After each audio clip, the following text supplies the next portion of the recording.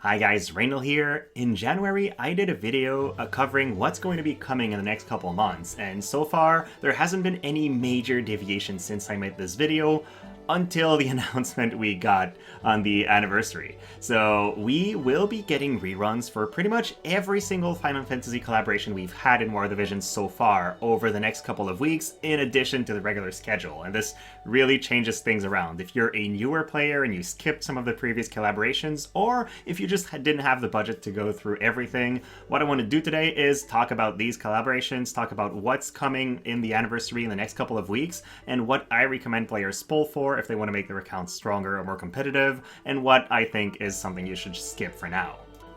In that regards, the first thing to talk about is there will be a global exclusive unit. Now, these units historically have been very powerful, most of them meta-defining. If we think, okay, Freyavia, maybe not so much, but then we have Dwayne, we have started Elena, we have Ibarra, we have Yuar-Zazan. They're all great units. I'm pretty sure the next one will be another great unit that is competitive and sets us apart from the JP meta, so I would recommend you keep a nice stash of 40,000 viz just for that. It might not be great, and if you don't have to spend because it's not great, well then good, but you want to be prepared more than leave it up to chance.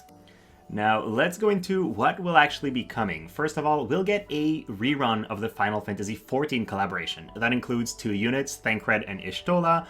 These units I don't think are really worth investing into. Y'shtola is not that great unless you really need some help on your fire selection quest, but she doesn't hold a candle to other units like Regalia Glaciala, so there's no real reason to be building her. And then Thancred is good, but he's not as good in my opinion as Lucio, who's handout and easier to build because he doesn't require blossoms, so I don't think a lot of players will be building him either.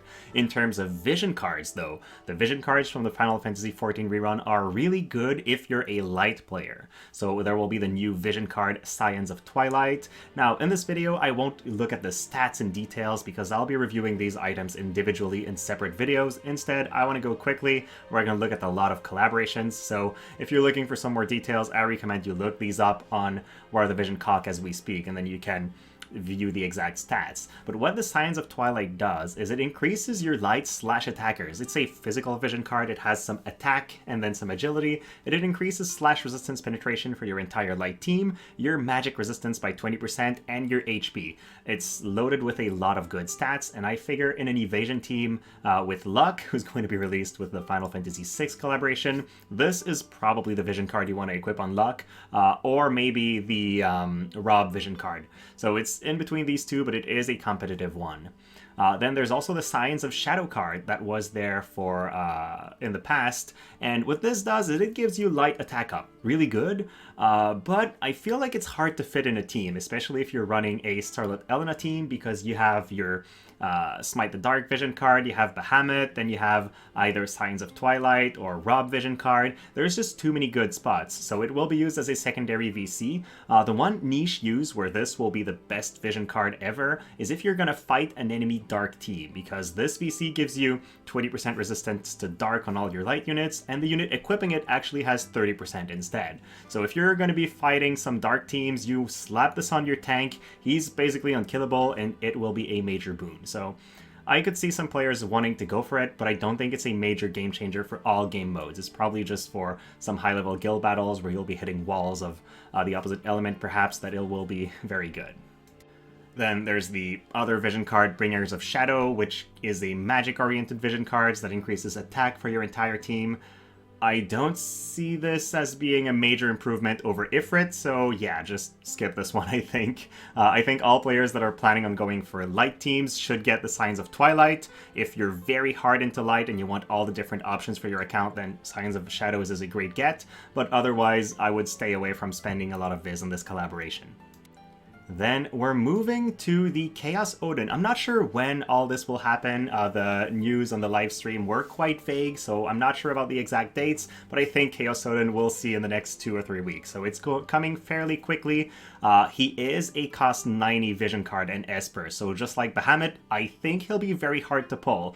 There was a pity on the JP side when he was released. I don't know if we'll have one. I don't know if it'll be just a normal 5-step, or if we'll have to do like Bahamut and spend a whole lot of viz hoping to get him.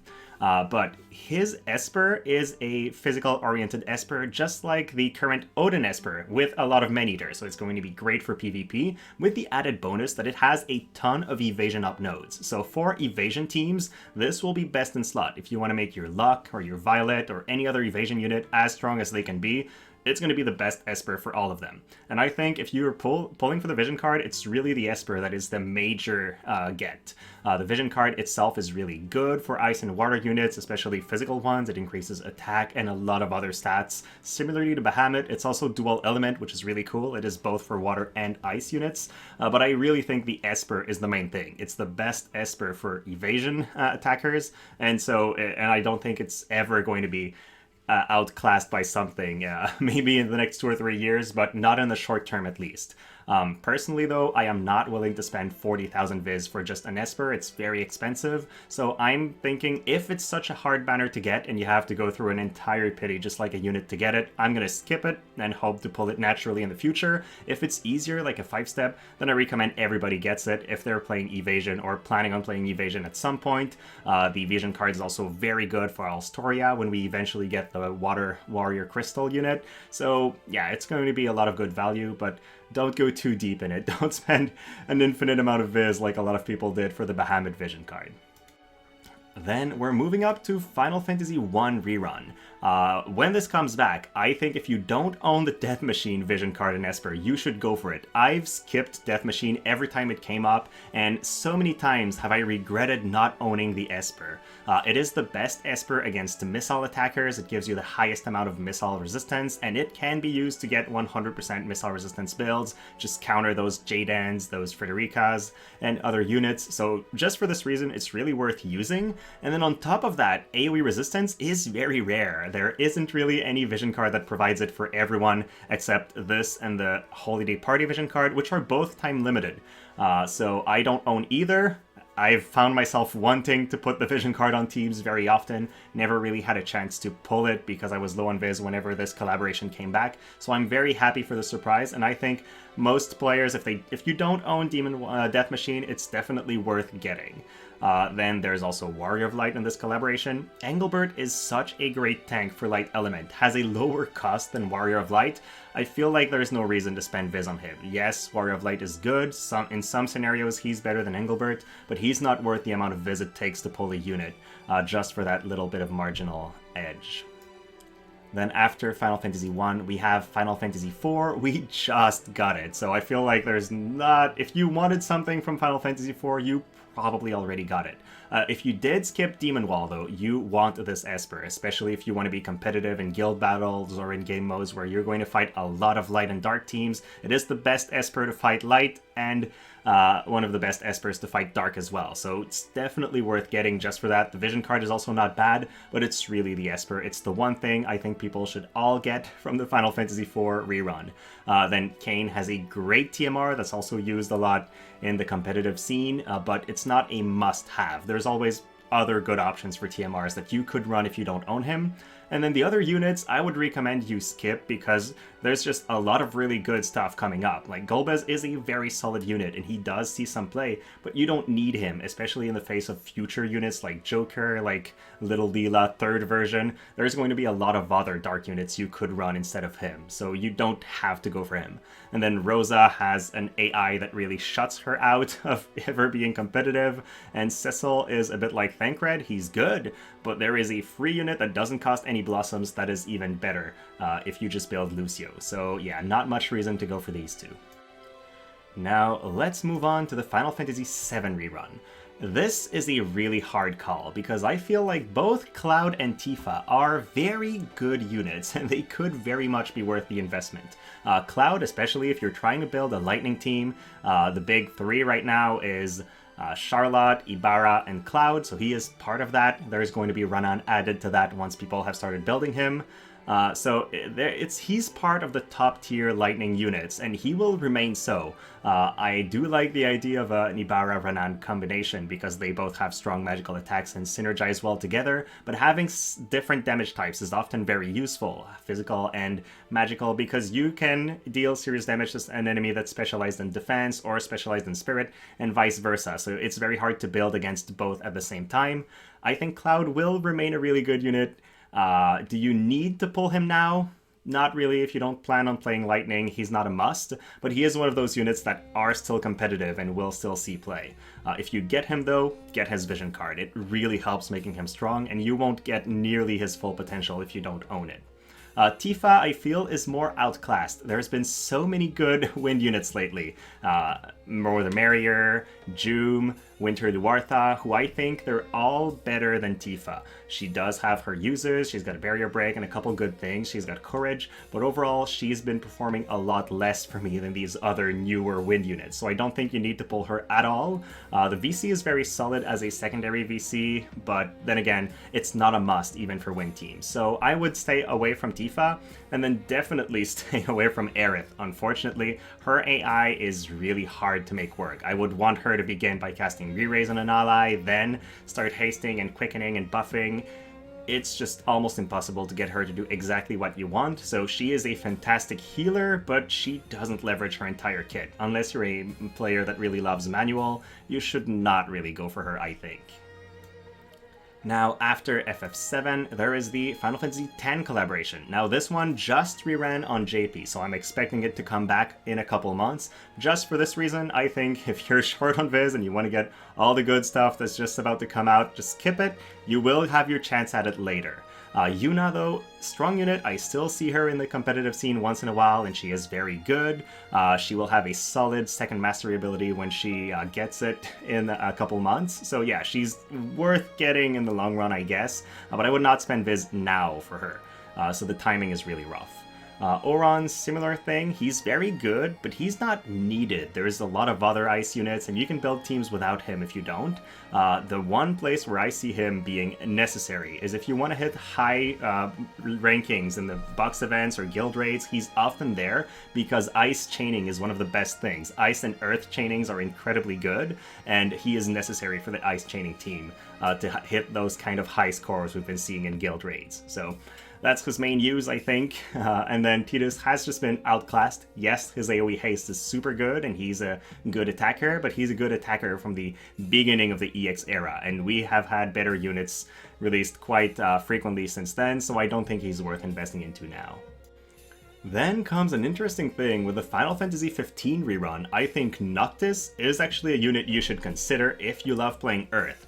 It's possible and not that difficult to get Noctis to 100% lightning resistance. And so in some guild battle, if we see with Ibarra, Renan, and Charlotte a very strong presence in lightning to counter what Celeste will be bringing, I think having some teams with Noctis will be a good counter to lightning, and then you could counter teams in a different way, and he will see some play in guild battle. Even outside of the versus lightning, Noctis is one of those units that is currently one of the strongest in the earth element. I see a lot of teams with Noctis, Oberon, Zazan. I think that's the best three. And so if you don't own him and you want to play earth, it's definitely a good unit to get. And then his vision card, the Oath of Salvation, gives attack up 50% for all earth units and magic resistance. It's just a crazy good combo, so definitely worth getting his vision card as well if you love playing earth units. Then Arania is also very good, very powerful, very high damage that she can do in a burst, but I feel like she's not necessary. Ice is not in the best of places amongst all elements. There's not a lot of great ice units that have been released after that to make her shine more. So I don't think she's worth the Viz to build her. You'll have, yes, a very good attacker, but not someone with enough durability or good enough teammates to make her shine. And then I've been using Arania quite a bit, and I enjoy her. I don't have her vision card. It's not necessary for her, and it's not worth the Viz in my opinion. What you could do, though, with the Final Fantasy 15 rerun is get a bit more shards for Prompto. There has been a really good increase in dark units on the JP side, and they are being used to counter light. So I feel like he will be worth it, especially alongside units like Joker in the future. They're going to be a good combination of ranged attackers in the dark element.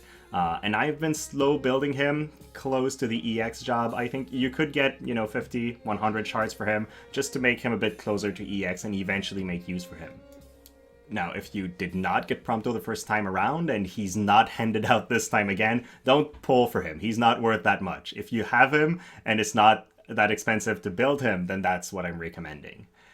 Now, we've talked about all the reruns. What about the new collaboration that's going to be Final Fantasy VI? Well, I feel like Celeste is the major get. A lot of players have been talking about her, same for content creators. I don't think she'll be as good for global as she was for the JP side, because we have Ibarra, who uses non-reflectable slash attacks that deal crazy damage, and she will be able to kill Celeste fairly easily, I think. So Celeste already gets released alongside a hard counter. That could be an issue.